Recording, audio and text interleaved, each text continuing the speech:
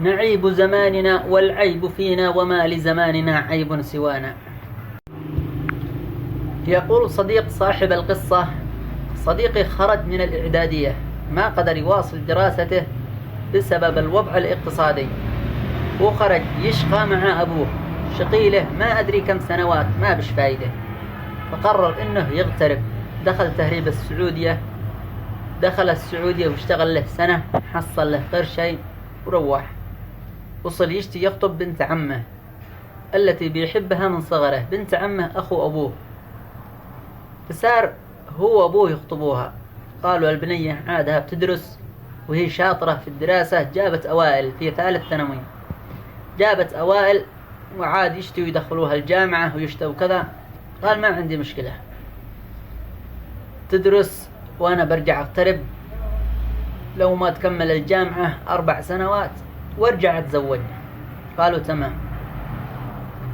خطبها، وبنت عمه يعني هم عاشوا في بيت واحدة، هم وأبوه وأبو البنت هذا بني عم، يعني عاشوا مثل الأخوة في بيت، وهكذا. المهم قام يواعدها: أنا بدخل أشتغل. حتى بنت عمه وأبوها وضعهم يعني ضعيف المادي، فبيأملها بيقول لها وبيمنيها: أنا بدخل أشتغل وبرسل لك فلوس، ادخلي أحسن جامعة في اليمن وكذا وكذا وادرسي. المهم اتفقوا ورجع. الولد هذا متحمس طموح مندفع للخير مندفع للطيب، وصل اشتغل، والبنت صارت على أساس تقدم في جامعة حكومية. تواصلوا في التلفون، قال لا، جامعة خاصة أحسن، جامعة خاصة في اليمن. صارت تقدم في هذه الجامعة الخاصة، طلع المبلغ كبير تمام.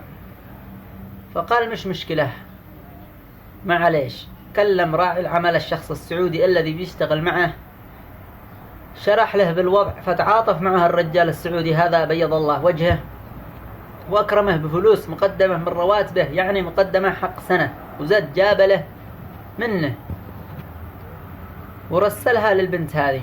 رسل جزء للبنت وجزء لأهله، مصاريف لأهله. دخلت الجامعة هذه بمبلغ ضخم، حوالي 1,000,000 ريال أو 800,000 ريال يمني، يعني ما يعادل 6,000 ريال سعودي. وكان يرسل مصاريف لأهله ومصاريف للبنت هذه، حق ملازم، حق مدري ايش، حق مشاوير، حق وحق. ادرسي، البنية شاطرة وذكية وكذا.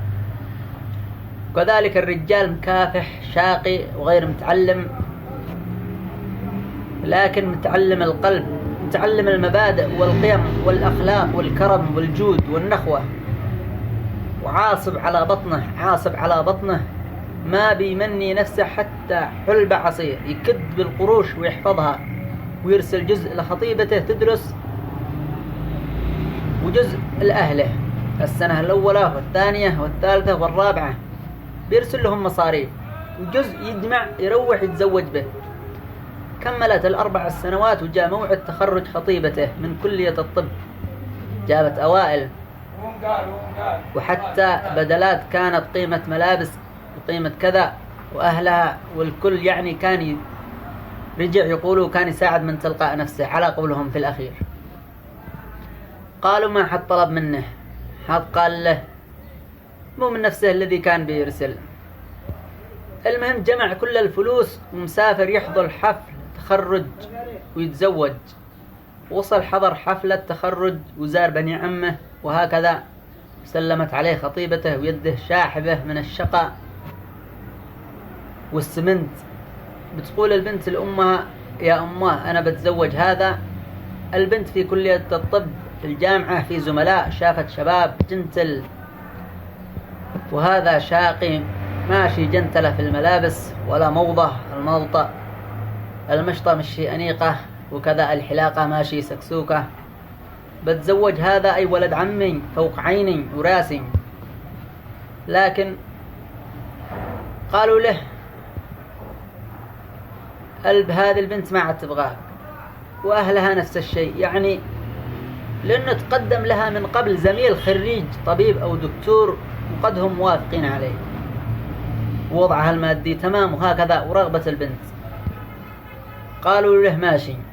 الولد هذا ما عدري كيف يجمع مخه على القروش اللي كان بيصرفها، ولا على السنوات، ولا على ردة الفعل، ولا على الصدمة، ولا على ايش. تمام خلاص. الولد رجع له ايش يفعل؟ رجع له انقهر. اخوته وابوه هذا ساروا عند الناس، كان ردوا قروش الناس، ردوا قروش الولد اللي كان يرسل. قالوا حق الخطبة 100,000 بنجيبها وخلاص.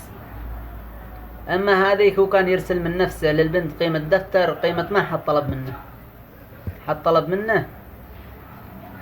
هذا النوع من القصص يا إخوة مؤلمة جدا جدا، خاصة لما الواحد يخطب بنت خاله ولا بنت عمه ولا بنت عمته، ويستغلوه. بعض الشباب يجي طيب يستغلوه، يسلخوه سلخ، يحلبوه حلب بعذر الخطيبة وبعذر كذا وكذا.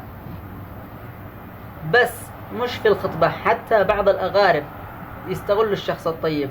فإذا صادفت يا أخي الكريم، شوف الإنسان يكون طيب ويكون كريم ويكون جواد ويكون، لكن عند من يستحق.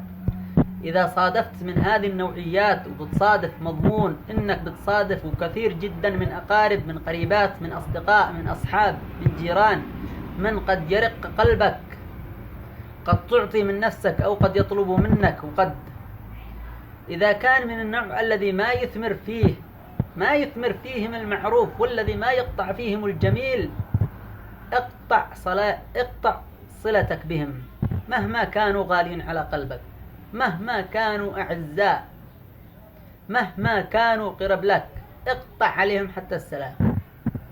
القصة هذه للعبرة يا إخوة، والسلام عليكم.